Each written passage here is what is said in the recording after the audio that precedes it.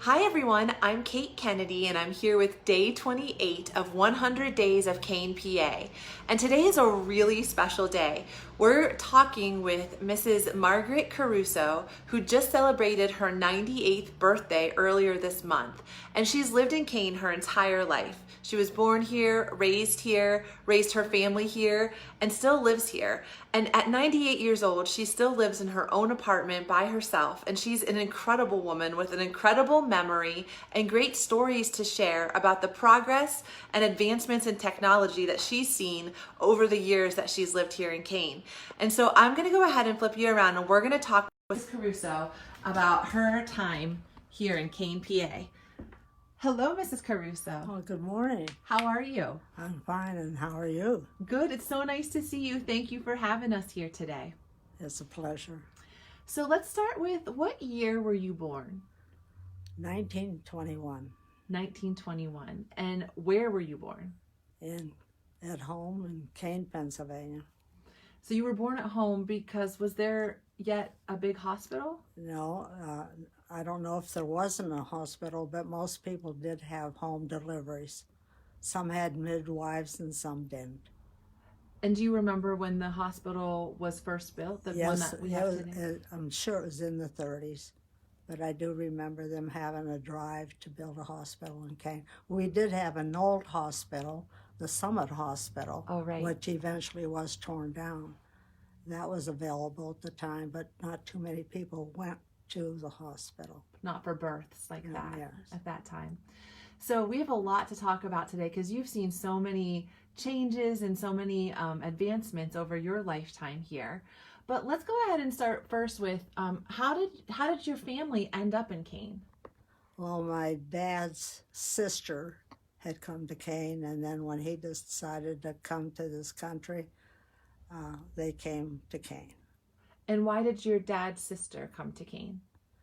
Well, she was married to a man that was coming to Kane, so she naturally came with him. So she came here first, got married, and then your parents followed. Yes. And when they first moved here, where did they live? What street and where were they living? They lived on Janeway Street. And And then we lived on Welsh. My mother and dad had an apartment on Welsh Street, and they rented from the rabbi.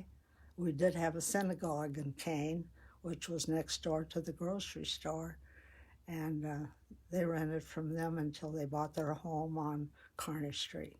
And that's the home that you were born in Yes. and grew up in. Yes. So tell us about your school days. Where did you go to school and what was that like? Well, at one time we had 4 grade schools in Kane, and I went to Welsh Street School, which was not far from where we lived. And then there was also Central School, West Side School, and Clay Street School. The 3 of them were torn down. The Clay Street got bought by an individual from Kane. And where the Central Towers is now is where the Central School used to be. And then from there we went down to what they call Sub-High, which was in the original high school building. And then we finished our high school there. And so the original high school building is where Chestnut Elementary School was. They built the elementary school after they tore down the 4 grade schools. Yeah. Where was the Welsh Street School? You don't hear very much about the Welsh Street School because I think it's probably the first one to go, huh? Well, there's a, I'm going blank now. It's right on the second corner from Kearney Street. There was an empty lot for quite a while. Now they've built homes on it, but that's where Welsh Street School was. Oh, so you were just a couple blocks away. Yes, just 2 blocks. And then from there you went there from first grade through 7th? No, 7th grade I had to go to Central because that's when they tore down the Welsh Street School. Okay, and then in 8th grade, what did you call Sub-High, they called it. And that was at the high school building. Mm-hmm. And we were talking earlier, and you shared something really fun about the 8th grade year, what you did after school. We had what they called dances, teen dance, and it was a lot of fun. We learned a lot about dancing. We had an instructor that taught us all the different steps in dancing. And in our senior year, my girlfriend and I did a program in the auditorium on dancing. And what kind of dances did you guys learn? We learned all the steps. We did slow dancing, waltzing, jitterbug, the hop, the polka, just about everything. What a fun way to spend your after school time. And when you were growing up, who were your friends? Like, who did you hang out with, and who were your friends? Well, mostly my friends were our neighbors. We had wonderful neighborhood. But in high school, I ran around with two of the girls that lived close to where I lived, and the one girl came from a musical family, and that's what helped us with our dancing. Mm-hmm. Her brother had an orchestra, and we kind of followed that orchestra around and danced as much as we could. That's my favorite hobby, dancing. Yeah, so do you still dance today? Well, I have belonged to the polka club, and the last few years I haven't been going much, but I was with them for about 33 years. And what does the polka club do? They have dancing every Sunday afternoon at all different localities, and all wonderful bands from all around. That sounds like it was a fun time. That's a great way to continue something that you love to do. And I met a lot of new friends mm-hmm. in this club, so I enjoy that. When you were a kid in your neighborhood, do you remember who some of your neighborhood friends were? Well, mostly our neighbor they had two children about the age of my younger sister and I, and we did a lot with them. And they were a great family, and they shared their toys with us and just did wonderful things. I just never forgot that family. And there's still some of the Tunals in town, and that was a family that was so kind to us. That's a nice memory. Okay, so you were in high school, and then how did you meet your husband? Well, he had come down to pick up my brother to go to a football game, and my brother wasn't ready, so I sat there and visited with him. And by the time they were ready to leave, he talked me into going to the football game, which I didn't want to go because I don't like cold weather and I don't like football. But I went, and then, the rest of the story, we got married, had two great children. Aw. Well, I know there's been a lot of changes that you've seen over the years as you've lived 98 years mm-hmm. here in Kane. What are some of the things that you'd like to share with us today about what you've seen that's different? Well, one of the biggest change in everybody's life was when electricity became available. And we went from doing everything manually to everything electrically, and the progress is unbelievable, what we have seen just because of electricity. So when you were first born and growing up, at first you didn't have electricity in your home? No, I was 7 years old when they put electricity in our home. I remember that. What was that like to have electricity in your home? Well, it was unbelievable. I can remember my mother was a little skeptical, and she made them leave one gas light in the house, which eventually we did get rid of. That's probably smart. Mm-hmm. And then we were talking too about telephones. Yeah, we went from cranking the phone up to the smartphone, and in between us was amazing. We had the dial, the touch phone, the cell phone, and now the smartphone, which is extremely smart. And before even the crank phone, though, you didn't have a phone as a little girl. No. So how did you get in touch with your family and friends? You went to their home.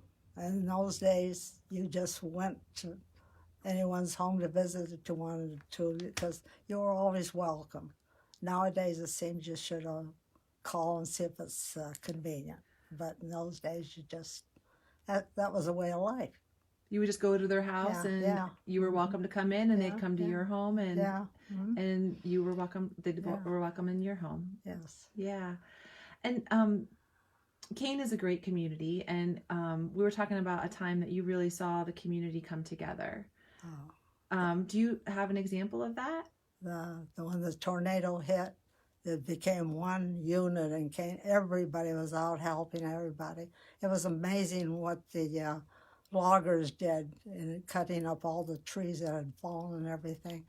And, you just helped each other.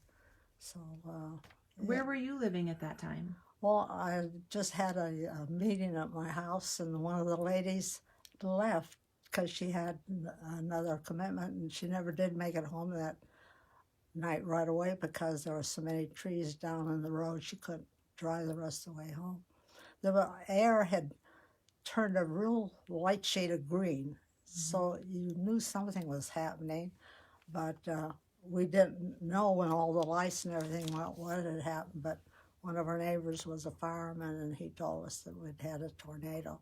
It did not hit our end of town, but the next morning I found a receipt for a gasoline station all the way from Ohio in my backyard. Oh my goodness! Well, that was that was amazing. Yeah, powerful storm The power for sure. of the storm. Another thing that you had seen change was when you were younger. The train that went through Kane was really active. Yes, it was. So go ahead. We used to get the train to go shopping, and we made good connections to Erie to shop and come back home. The timing was just right for a shopping trip. And I used to even go to dances on a train down to Johnsburg or Ridgeway. You had to leave a little early because the last train was 11 o'clock. So the train was really running quite frequently. Did it ever, did you ever find it getting in the way of you walking places? Oh, when we went to school, many mornings we had to wait for trains. And even at lunchtime, you had to wait. And of course they realized that at school, if we were late, that was permissible. Because it was just such an active thing. Nothing else you could do. And you were saying at lunch, so when you were in school, you didn't have lunch in... No, I walked 4 miles a day. I lived a mile away from the school, and there was no cafeteria, and we couldn't bring our lunch because you couldn't be in a schoolroom without supervision, and the teachers went home for lunch, so that forced us. So nowadays they have buses and they have cafeteria. And in those days, only anyone living out of the borough of Kane got to ride the bus. The rest of us walked. And I think that's what made us stronger. Well, walking is something you still do. Yes. Can you tell us about your morning routine? I get up and go to Mass, and after Mass I go up to the senior center and have coffee with a group, and then I buy my paper and come home and do the cryptogram and the puzzle. And then I start my day. And then in the afternoon I go out for coffee. Where do you go for coffee? At a friend's home, Rose Verrazano. She has a hard time getting out, so she has us every day at her house. So every day you get up, you walk to Mass, you walk to the senior center and have coffee, and then you walk to get your paper and come home. And then in the afternoon you have coffee with a group of friends. What a great life. So it's really a good life. That's why I like Kane. That's a good attitude in this town. So. And you said you've traveled a lot. Yes. Where are some places that you traveled? I've been to Portugal, Spain, Italy, Nova Scotia, Canada, Australia, New Zealand, the Fiji Islands, and to many of the Caribbean islands. So. And you always came back to Kane? Yes. I was always glad to get back. So what is it that you love about this town? What was that again? What is it that you love about this town? I think the people and the attitude. Everyone is kind, and it's nice to be able to walk down the street and say hello to people, and know that you know them. So. And they know you? Yeah. Well, the new generation, I don't know. But my daughter fills me in because she's had a lot of them in school. Yeah. I understand you. That's true. Well, this is great. Is there anything else that you want to share about your life in Kane or progress you've seen or anything? The only comment I have now, I'm so glad we have some of this young blood that is interested in our town, and you're doing a great job. Oh, well, thanks. There's lots of people, and people like you have really laid a great foundation. So thank you for everything that you've done to make Kane great. Well, I've enjoyed it. It sounds like it. Is there anything else you'd like to share? I don't think so. Okay, well, thank you so much for your time. You're welcome. All right, everyone. I hope that you enjoyed that as much as I did. It was so interesting to hear and think about what life was like in the early 1920s, almost 100 years ago, and how things have changed. And it's such a gift to have Mrs. Caruso here to share that with us. So I hope you enjoyed it. And I would love to hear your comments on how you've seen things change in the world, you know, with the progress of an advancement of technology, but also here in Kane, PA. So go ahead and comment below some of the changes that you've seen. And thanks for tuning in today. And I'll see you tomorrow for day 29.